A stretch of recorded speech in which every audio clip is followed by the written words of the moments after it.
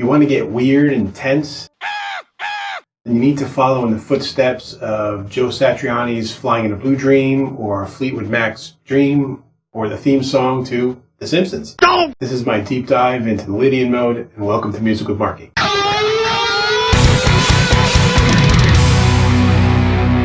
This mode is tense. I mean it.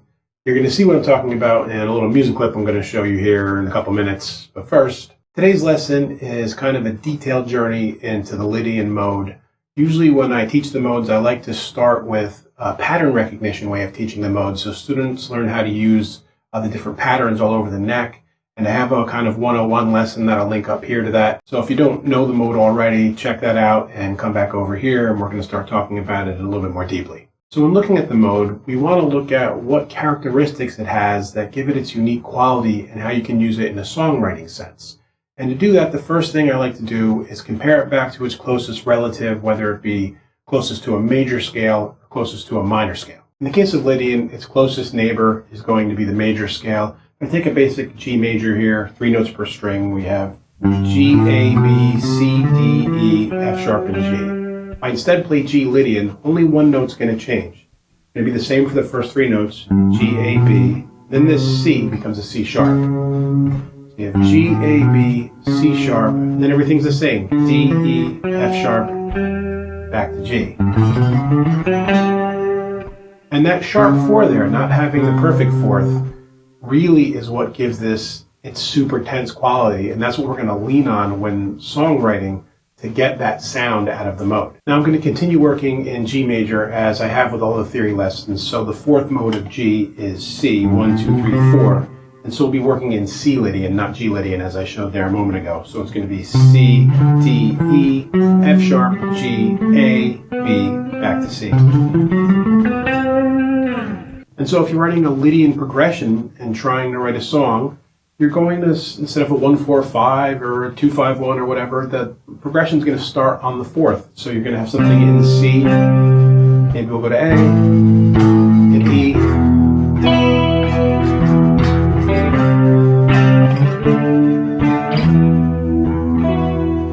so centering your chord progressions in your background music on the 4 of the scale that you're in, on the Lydian mode, is how you come up with that sound in the song. Now let's take a look at a little 40-50 seconds worth of music that's completely done up here and really leans into the Lydian mode, and then we'll talk about how I did that.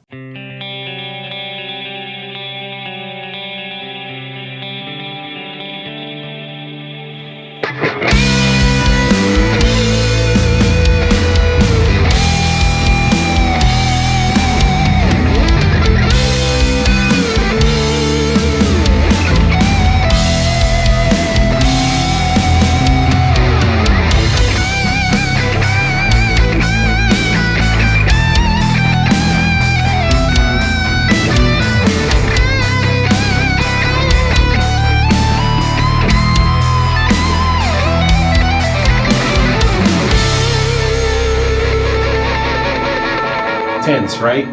Every time I play in this mode, I feel like it has the sound of something about to happen. It's like the potential energy of modes. 2, 1, 0.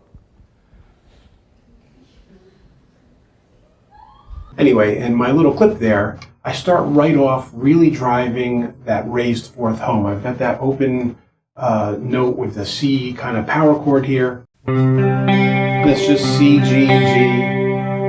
And then I go down to that F sharp.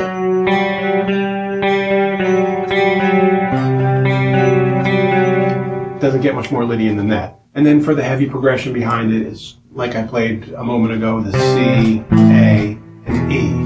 And now I've set up a background track that is very Lydian so that I can play wherever in the G major scale in all 7 of the positions that I want. As you saw in the example there, I was playing mostly up at the top of the Mixolydian scale, but because the background music is Lydian, that's how we're getting our Lydian sound. And I did really kind of hammer that point home of the raised 4th with bends here, that F sharp to the G. And I was doing that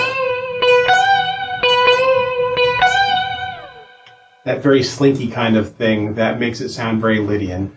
So again, it's not about, from a lead player standpoint, it's not about where you're playing on the neck. That's just so you can move around. It was the background music behind it, and then knowing what that note is that made it different from the major scale, which in this case was the F sharp, that raised fourth, and finding something to really kind of center around that note when I played the theme. And so if you've gone through my series in the modes and the patterns, you'll understand that kind of coverage of the neck that I did there. Again, check that out if you haven't, so you really know your way around the neck. And when we talk about the modes in this other specific kind of way, it makes more sense to you. And I hope the lesson did make sense. And if you have any questions or comments, you need any further explanation, please leave it below. I get back to everyone as soon as I can. And until next time, guys, keep making great music. Hey friends, don't forget to subscribe and turn on notifications. It makes the whole world better.